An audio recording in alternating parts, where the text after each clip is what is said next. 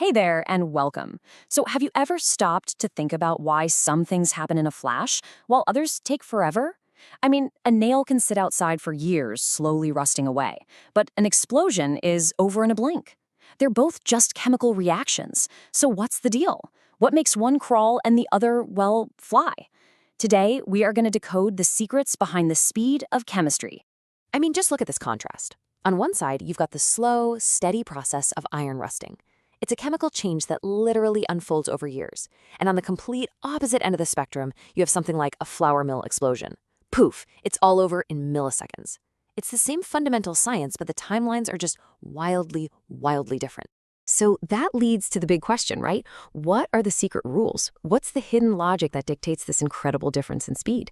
Well, it turns out it all boils down to one core, really elegant principle. And that principle is something scientists call collision theory. Honestly, you can just think of it as the official rule book. It's the set of laws that governs every single chemical reaction happening anywhere in the universe. So, the first big idea is actually really straightforward. For any chemical reaction to even have a chance of happening, the tiny particles that make up your ingredients, your reactants, they have to physically crash into each other. That's it. That is the absolute, non-negotiable, number one rule of chemistry. No collision, no reaction. It's as simple as that. But, and this is where it gets really interesting, not every collision actually works. In fact, most of the time when particles bump into each other, they just bounce right off. Nothing happens. For the real magic to occur, for a reaction to kick off, it has to be what we call an effective collision. And for that to happen, a couple of conditions have to be met. So what makes a collision effective? Well, for starters, the particles have to slam into each other with enough force. There's a minimum energy requirement, and it's called activation energy. Think of it as the entry fee for the reaction. It's the energy you need to break the old chemical bonds so that new ones have a chance to form. And there's this fantastic analogy to help you picture it. Imagine you've got a big rock sitting in a little dip at the very top of a hill. To get it rolling down, you can't just tap it. You have to give it a hard enough shove to get it up and over that initial little bump. That bump, that initial push you have to provide, that is the activation energy. Once you're over it, though, the rock rolls all by itself. Okay, so if making more effective collisions is the name of the game, how do we do it? How can we influence things to make them happen more often? Well, it turns out we have four main levers we can pull to take control of how fast a reaction goes. Our first lever is concentration. And the logic here is super simple. If you cram more particles into the same amount of space, they're just going to bump into each other way more often.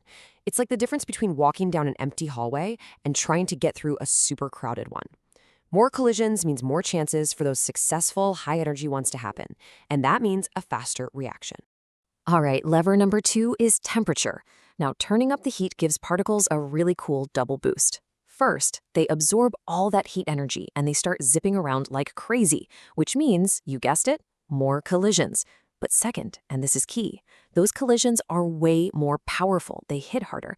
So more of them will have enough juice to get over that activation energy bump we talked about. Now, our third lever, surface area.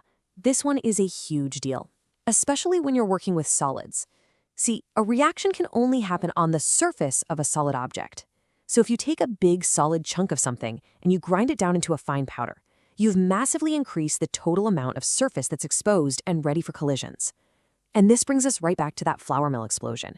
A cloud of fine flour dust has an absolutely enormous surface area, which makes it incredibly, dangerously reactive. And that brings us to our fourth and final lever, catalysts. Oh man, these things are fascinating. You can think of them as chemical matchmakers. They have this amazing ability to speed up a reaction, but they don't actually get used up in the process. They just help it along. And this slide right here shows their secret. Remember that rock we had to push over a big hill? Well, a catalyst basically builds a tunnel through the hill. It provides a clever shortcut, a whole new pathway for the reaction to happen, and this new path has a much, much lower activation energy. It just makes it way easier for collisions to be successful. So, that's all the theory. But how can we actually see this stuff in action? How can we prove it works? Well, let's turn to a classic chemistry experiment that perfectly demonstrates the power of that first lever, concentration. It's called the disappearing X experiment. So the setup is actually pretty cool and super visual. You take a beaker, you draw a big X on the bottom, and then you pour in 2 clear chemicals. The second you mix them, you start a timer. A reaction begins that produces tiny particles of solid sulfur, and the solution slowly turns cloudy. You just watch and wait, and the moment the X at the bottom is completely gone, you stop the timer. Now check this out. This is the actual data from running the experiment, and the pattern is just impossible to miss. Look, at the highest concentration, the X vanished in just 22.5 seconds. But when we dropped the concentration way down, it took 159 seconds. That is more than 7 times longer. The difference is just huge. So our first big takeaway from the data is a really clear inverse relationship.